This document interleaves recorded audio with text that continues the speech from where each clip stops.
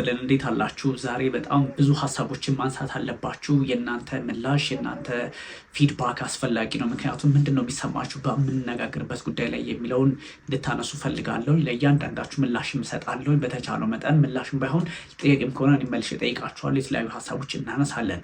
የኢራንና የአሜሪካ ውጥረት በትክክል አሁን ነገ ከነገ ወዲያ የሚባል አይነት ነገር ሳይሆን በግልጽ ውጥረቱን የሚያሳዩ ጉዳዮችን እየተመለከትን እንገኛለን እና በጣም በብሬኪንግ ኒውስ መልክ እየቀረቡ ያሉትን ጉዳዮች ብትመለከቷቸው በቅርብ ሰዓታት ውስጥ አሜሪካ ኢራን ላይ ጥቃት እንደምትሰነዝር ነው። ኢራንም ወዲያውኑ በአፋጣኝ ምላሽ እንደምትሰጥ አረጋግጣለች። ወዲያውኑ የሆነ ሚሳኤል ቢተኮስ የሆነ ነገር የሆነ ችግር ቢፈጠር ምላሽ ወዲያውኑ ነው የሚል ሀሳብ ሰጥታለች እና እነዚህ ጉዳዮች በጣም መነጋገሪያ ከሆኑ የዓለማችን ጉዳዮች መካከል ናቸው። ስለዚህ ኢራንና አሜሪካ ቀደም ሲል እንደተነገረው በተለያዩ አጋጣሚዎች ወደ ውጥረት ሊገቡ እንደሚችሉ ግልጽ ነው።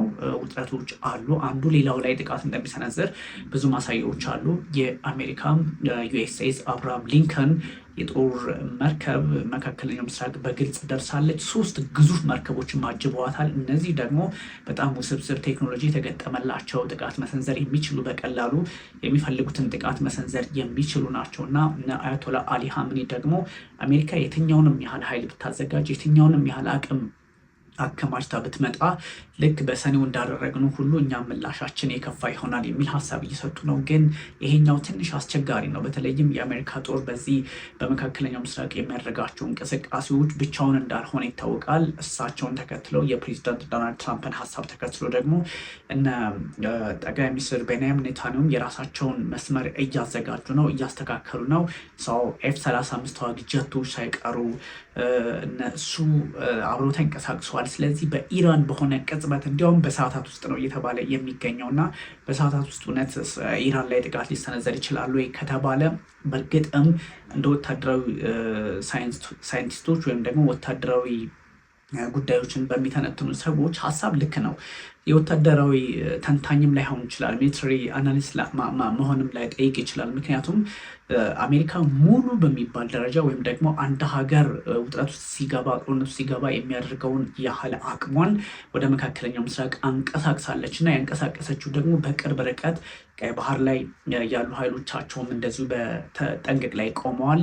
ህንድ ውቅያኖስ ላይ ነው እንግዲህ ይቺ ዩኤስኤስ አብርሃም ሊንከን የተባለችው በጣም በርካታ ከ80 እስከ 90 የሚሆኑ ተዋጊ ጀቶችን F-35ቶችን ጨምሮ የያዘችው አብራ የተንቀሳቀሰችው እና ዶክ ያደረገችው ወይም ደግሞ መህልቃዋን የጣለችው እና ይሄ በቀላሉ የሚታይ አይደለም። ስለዚህ የአሜሪካ ጦር አጸፋ ለመስጠት ወይም ደግሞ ምላሹን በፈጠነ ለማድረግ እንደተዘጋጀ ያሳያል። ኢራንም ደግሞ በየትኛውም አጋጣሚ ለሚሰነዘር ጥቃት ሁሉ ምላሽ እንደምትሰጥ አስቀምጣለች። እነዚህ አገራት በግልጽ ወደ ጦርነት የመግባታቸው ጉዳይ የተረጋገጠ ነው። ፕሬዚዳንት ዶናልድ ትራምፕ ቀደም ሲል በነገርኳቸው ትንታኔ መሰረት ኢራን ወይ ትደራደር፣ የማትደራደር ከሆነ ዋጋዋን እንሰጣታለን የሚል ሀሳብ ነበር የሰጡት። ግን ፕሬዚዳንት ዶናልድ ትራምፕ ሀሳብ ደግሞ ኢራን ላይ ያን ያህል ዋጋ ያስከፍላታል ወይ ከተባለ ያስከፍላታል። ግን ደግሞ ኢራን ብቻ ናት ወይ ዋጋ ከፋዩ? ራሱ አሜሪካ ዋጋ ትከፍልም ወይ ከተባለም ዋጋ ትከፍላለች። ስለዚህ ይሄኛውን ጉዳይ ማመጣጠን፣ ይሄኛውን ጉዳይ ትንሽ ፖለቲካሊ የሚታይበትን መነጽር ማስተካከል እንደሚያስፈልግ ብዙ ሰዎች እየተናገሩ ይገኛል። ግን ፕሬዚዳንት ዶናልድ ትራምፕ አሁን ከመቼውም ጊዜ በላይ በኢራን ላይ ጥቃት ለመሰንዘር የተዘጋጁበትን ሁኔታ ስንመለከት በጣም አስፈሪ ነውና አስቸጋሪ ነው። ሰኔ ላይ የነበሯቸው እነዚህ ቢቱ ስቲልስ የሚባሉት የጦር መሳሪያዎች ወይም ደግሞ ተዋጊ ጀቶች ሳይቀሩ ነው ወደ መካከለኛ ምስራቅ የተንቀሳቀሱት እና እነዚህ ምንድን ነው የሚያደርጉት? እነዚህ መተውስ ምን አይነት ጫና ሊፈጥሩ ይችላሉ የሚል ሀሳብም ነው እየተሰጠ የሚገኘው እና ይሄ በግልጽ የሚያሳዩ ነገሮች አሉ። ምንድን ነው ሊፈጠር የሚችለው? የሚፈጠር የሚችለው ነገር አስቸጋሪ ነው። ኢራን ብትመታ ምን ሊፈጠር ይችላል?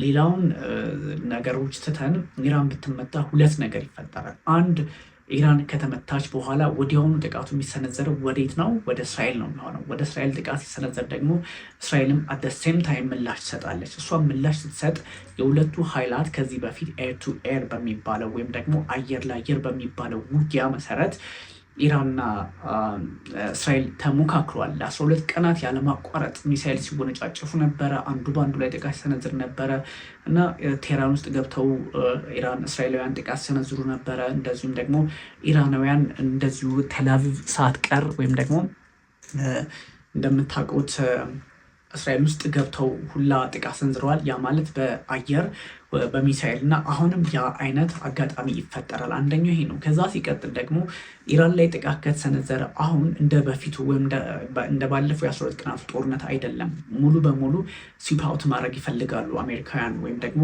ፕሬዚዳንት ዶናልድ ትራምፕ አቋማቸውን በዛ ልክ ነው የቃኙትና እንደ ስዊፕ አውት ማድረግ ይችላሉ ወይ?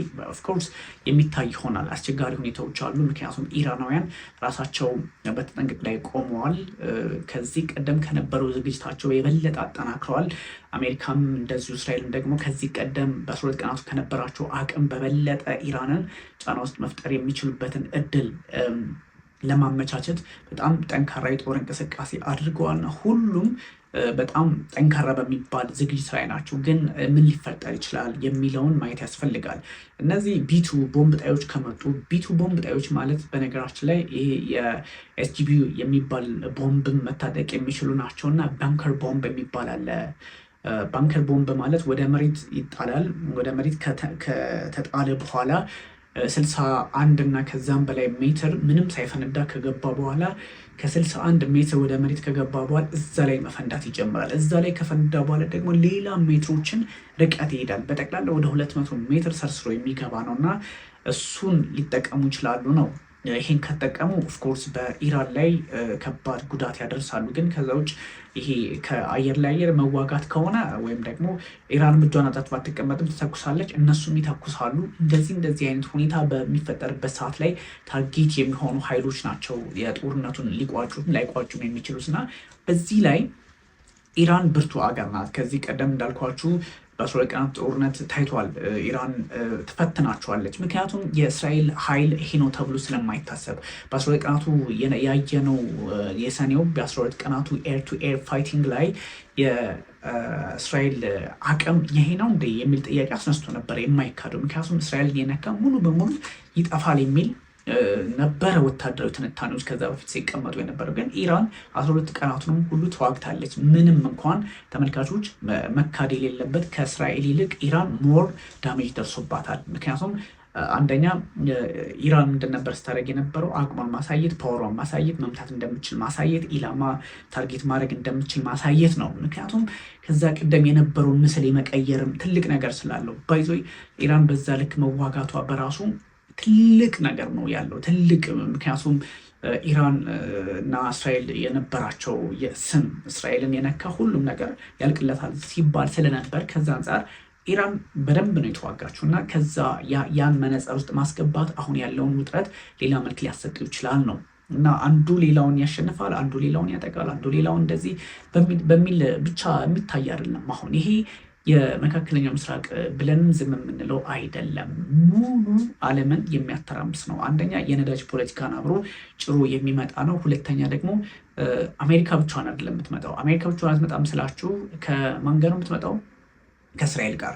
እስራኤልና አሜሪካ ኦፍኮርስ አይለያዩም። ግን አሜሪካ እስራኤልን ብቻ ነው ይዛ የምትመጣው ከተባለ አይደለም። እነ እንግሊዝ እነ ፈረንሳይ እጃቸውን ወይም ደግሞ አሜሪካ ስትዋጋ ቆመው የሚመለከቱ ምናምን አይደሉም። እሱ ነው ሌላው ፍርሃት፣ ሌላው ስጋት። ምክንያቱም እነሱም ጥቅም አላቸው፣ ፍላጎት አላቸው። ጥቅም እንኳን ባይኖራቸውን ፈረንሳይና ብሪታንያ እንደ ኦፍኮርስ ጀርመንም በተለይ ፈረንሳይና ብሪታንያ አሜሪካን ለማስደሰት አብረው ይገባሉ። ይሄኛውን ግምት ውስጥ ስናስገባ ኢራን ላይ ከበድ ያለ እርምጃ ይመጣል ነው። ሌላ ደግሞ አንግል አለ፣ ሌላ ደግሞ አውድ አለ። ይሄኛው አንግል ምንድን ነው ደግሞ? ኢራንስ ብቻዋን ናት ወይ ነው? ኢራን አሁን ሁቲዎች አልላችሁም። ኢራን ከታይብ ሄዝቦላ ምናምን ሌሎች ተዋጊዎች ልላችሁ አልችልም። ተውት እነሱን። ሩሲያና ቻይና አሉ። ሩሲያና ቻይና ኦፍኮርስ እነሱ ሁለቱም ኃይላት በራሳቸው መንገድ መቆም ነው የሚፈልጉት። ያን ያህል ገብተው ኢንቮልቭ ላይ ያደርጉላት ይችላሉ ተብሎ ቢታሰብም ግን ደግሞ አሁን ባለው ሁኔታ የሶስትዮሽ ስምምነት አድርገዋል። ስትራቴጂክ የትራይላትራል የሆነ የሶስትዮሽ ስምምነት አዳራቸውን ተስማምተዋል። ለምንድን የተስማሙት? ስትራቴጂክ ፓርትነርሽፕ ነው በነገራችን ላይ። ስለዚህ ምንድነው የሚያሳየው? ቤጂንግ እና ሞስኮ ከቴህራን ጎን መሆናቸውን ያሳያል። ሰው ቴህራን ብቻዋን አይደለችም የሚለውን አንደርስታንድ ለማድረግ እድል ይፈጥራል። ብዙ ሰዎች እንደሚያስቀምጡት እንደዚህ አይነት ጉዳዮች በቀላሉ ታይተው በቀላሉ እንደዚህ ተኩሱ ቢጠፋ አይደለም። እሳቱ ሲጋይ ያድራል። ከዚህ በፊት መካከለኛው ምስራቅ ሙሉ ሲቃጠል ሲጋይ ያድራል። ይቀየራል ያሉት አያቶላ አሊ ሐመኒ ይህን ስጋት ነው እና አሜሪካ የሆነች ነገር ብታረግ ምላሹ የፈጠነ ነው፣ ሙሉ መካከለኛው ምስራቅ ሲጋይ ያድራል የሚል ሀሳብ ሰጥተው ነበረ። በነገራችን ላይ ይሄኛው ቀላል አይደለም። ሰው በሁለቱም በኩል ያለው ዝግጅት ኢራን በግልጽ ከነካችሁኝ ምላሽ ሰጣለሁ ብላለች። ኦፍኮርስም ታደርገዋለች። የምታደርገው ግን ሁለት ነገር ነው። አንደኛው እንግዲህ ወደ እስራኤል ነው ኢላማው የሚሆነው። መግለጫውም እሱ ነው የሚያረጋግጠው። ኦፍኮርስ እንግዲህ አሜሪካን እዛ ሰሜን አሜሪካ ድረስ ሄዶ መምታት ከባድ ነው። የ10,000 ሜትር የሚጎነጨፍ ሚሳይል አላት። ኦፍኮርስ አሜሪካ ሊደርስ የሚችል ነው፣ ግን እዛ አትሄድም። ምክንያቱም የሚመጣውን ነገር ስለምታስብም ዋቴቨር። ግን የመጀመሪያ ታርጌቷ የምትሆነው ራሷ እንዳስቀመጠችው እንደሚታወቀውም እስራኤል ነች። ከእስራኤል በኋላስ ያለው ነገር የእስራኤል ሙሉ ግዛት እንመታለን ብለዋል አያቶላ አሊ ሐመኒ። የእስራኤል ሙሉ ግዛት ሲመታ ደግሞ አት ዘ ሴም ታይም የኢራን ሙሉ ግዛት ይመታል። ሁለቱም ይተዋወቃሉ። አቅማቸውን የትኛው ቦታ ላይ ነው ክፍተታቸው፣ የትኛው እንዲህ ነው፣ ሚሳይሉ የታለ፣ ኒውክሌር የታለ። በሁለቱም አካባቢዎች ኢራንም የእስራኤልን ታውቃለች፣ እስራኤልም የኢራንን ታውቃለች እና ሁለቱም ይተዋወቃሉ። በደንብ ነው የተፈታተሹት እና ከዚህ አንጻር አስቸጋሪ ነው። ውድመት አለ። ስለዚህ ኢራን ብትመታ የሚሆነው ምንድነው የሚፈጠረው? የተለያዩ ኃይላት አቅማቸውን አጠናክረው ወደ እስራኤል ነው የሚጎርፉባት። እስራኤል ላይ ሲጎርፉ ደግሞ ቅድም ያነሳውላችሁ እነ ሁቲ ያስወነጭፋሉ።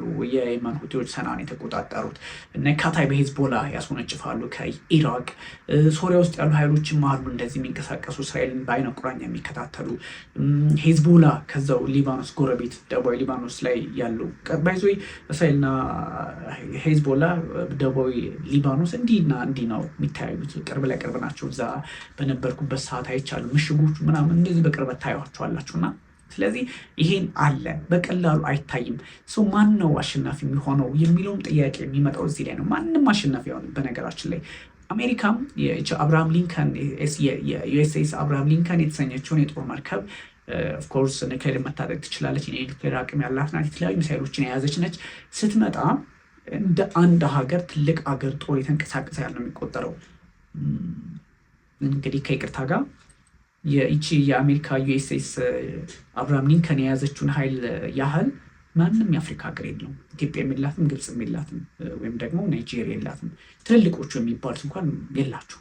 በቃ እርግጠኛ ሆኖ መናገር የሚቻሉ። ስለዚህ ከዛ አንጻር ከባድ ኃይል አንቀሳቅሳለች። በዛ ላይ ኢራን እንግዲህ የኢራን በተለያየ መንገድ አቅም አላት። ኦፍኮርስ ይታወቃል። ግን ከአሜሪካ ጋር እንዴት ነው የምትወዳደረው ነው። ከአሜሪካ ጋር ቻይናም አትወዳደርም።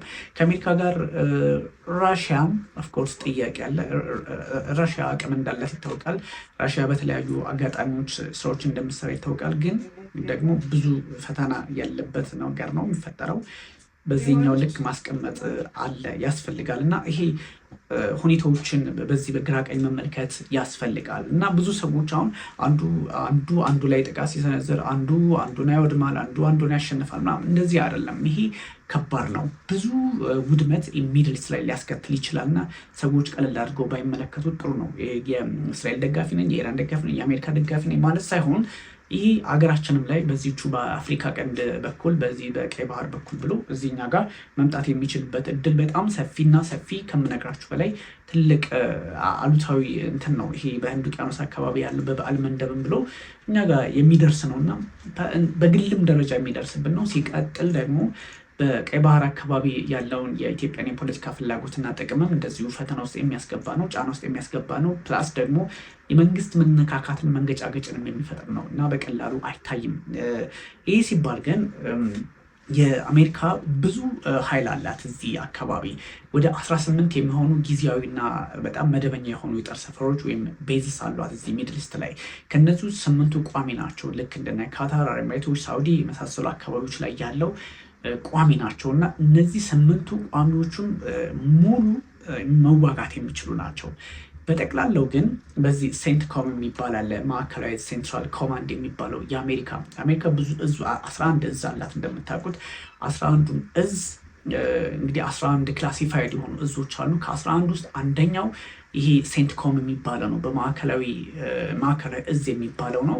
ይሄ የሚቆጣጠረው 21 ሀገራትን ነው። 21 ሀገራትን ስላችሁ መካከለኛው ምስራቅን፣ ሰሜን አፍሪካን፣ ኤዥያን ሁለቱን ኤዥያ አካባቢ ለምሳሌ በደቡብ ምስራቅ ኤዥያ አካባቢ ያለውን ይቆጣጠራል።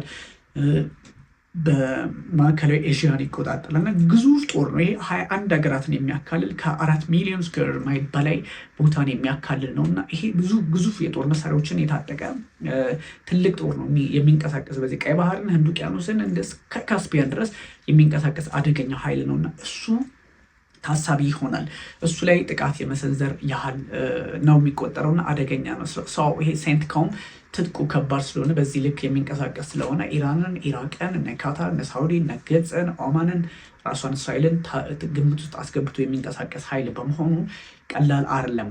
እነዚህ እና ይሄኛው ነው እንግዲህ ሪስፖንድ የሚያደርገው እሱ በቂ አይደለም ተብሎ ነው የአብርሃም ሊንከን የተሰኘችው የጦር መርከብ ወደዚህ የተላከችው ማለት ነው። ስለዚህ አሜሪካ ዩኤስጂአር ፎርድ የምትባለውን ጦር መርከቧን ከሜዲትራኒያን ባህር አንስታ ወደ እንግዲህ ወደ ፓሲፊክ ውቅያኖስ፣ ሰላማዊ ውቅያኖስ ወይም ደግሞ በተለይ በምስራቃዊ አካባቢና ወደ ካሪቢያን ስታሰፍር እዛ ላይ ዶክ ስታደርግ ምንድን ነው የሆነው ነው ቬንዙዌላን እንግዲህ መንግስት ገብታ በጣም ሆም ሴፍቲ በሚባለው ቦታ ላይ እስከ እንደ ሚሊተሪ ቤዝ የሚቆጠር ቦታ ላይ ገብታ ነው ፒክ አድርጋ የወሰደችው ኒኮላስ ማዱሮ። ልክ በዛ ልክ ነው እየተንቀሳቀሱ ያሉት የአሜሪካ ኃይሎች እና ትራምፕም እንደዚህ አይነት ዓላማ እንዳላቸው በግልጽ አስቀምጠዋል።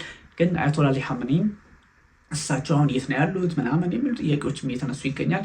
እሳቸው በግልጽ ኤኒዌር ላይሆኑም ሊሆኑም ይችላሉ። ግን ብዙ የሚነሱ ሀሳቦች አሉ። የኢራን ሀሳብ ከኢራን በኩል የሚወጡ መረጃዎች የሚጠቁሙት አሉ። ግን ብዙ ሰዎች ይህን ጉዳይ አቅልለው ሊያዩት እንደማይገባ በግልጽ ተቀምጧል እና አንዳንድ ሰዎች የሆነ ይበለው አይነት ነገር እንደው ባናስብ ጥሩ ነው። ምክንያቱም ይሄ በዓለም ፖለቲካ ላይ የሚፈጥረው ጫና ከባድ ስለሆነ በዛ ላይ ደግሞ እነ ኢራንና አሜሪካ በዚህ በውጥረት ውስጥ በገቡበት አጋጣሚ የሚፈጠረው ጫና ከባድና በቀላሉ ሊፈታ የማይችል ሊሆን ስለሚችል ነው ብዙ ሰዎች ይሄኛውን ሀሳባቸውን በተለያየ አቅጣጫ እያስቀመጡ የሚገኙትና ብዙ እንቅስቃሴዎች አሁን እዚህ ላይ የምንመለከታቸዋለን። ኢራን ዋርንስ ኦፍ ኪዮክ ሪታሊዬሽን አዝ ትራምፕ ሪቫይቭስ ዩኤስ ትሬትስ የሚል ሀሳብ ወጥተዋል። አሁን ይሄ ምንድነው?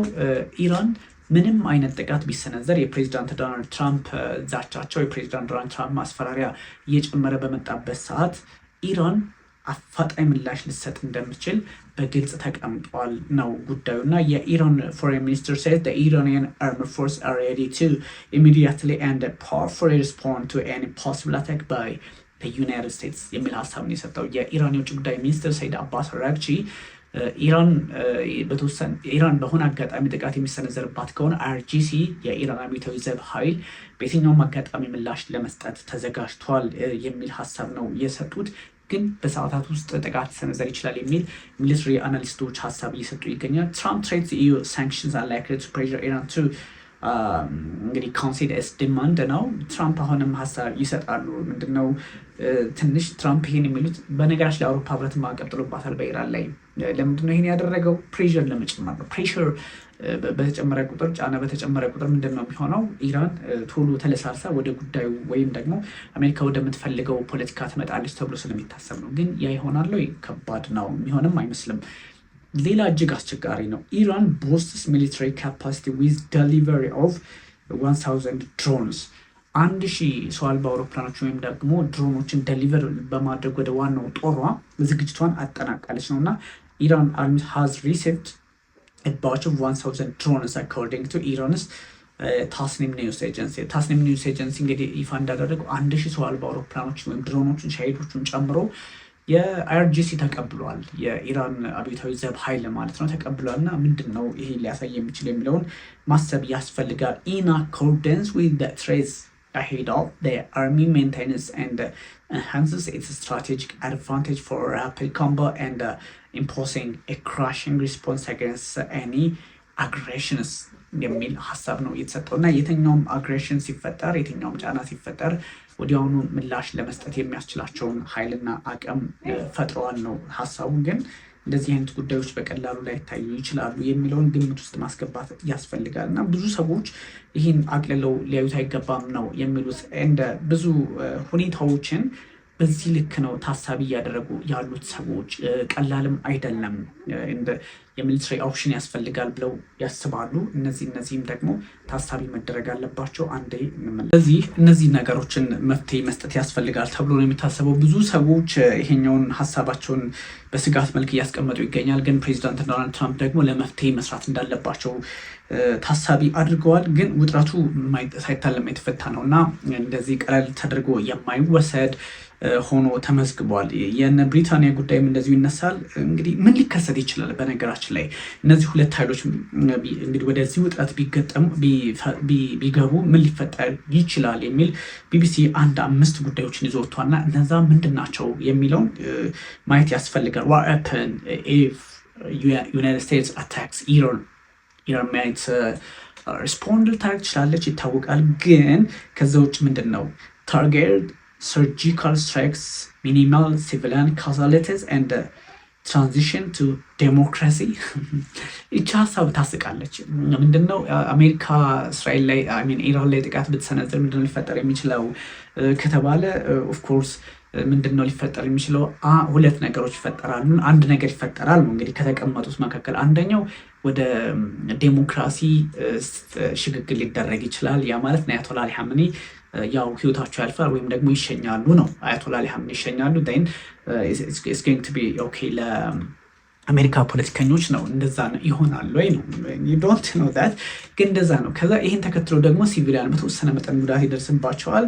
ከዛ surgical strikes ነው ያሉት። surgical strikes America may have its own surgical strike ማለት የተመጠነ ኢላማውን የጠበቀ እና አያቶላ አሊ ሀመኒን ኢላማ ውስጥ ያስገባ ጥቃት ነው then ወደ ዴሞክራሲ ሽግግር ይደረጋል የሚል ሀሳብ ሴናሪዮ ነው የተቀመጠው። ከአምስቱ ሴናሪዮ ውስጥ አንደኛው ይሄ ነው። ያ ማለት ነው አያቶላ አሊ ሀመኒ እንግዲህ በህይወት እንዳይኖሩ እናደርጋቸዋለን ነው የሚሉት። አንደኛው ይሄ ነው። በተቃራኒው ደግሞ ሬጂም ሰርቫይቫል ቢል ሞዴሬትስ ኢትስ ፖሊሲስ ጥቃቱ ከተሰነዘረ በኋላ የመጀመሪያው ካልተሳካ እና አያቶላ አሊ ሀመኒን ማጥፋት ካልተቻለ ምን ይደረጋል?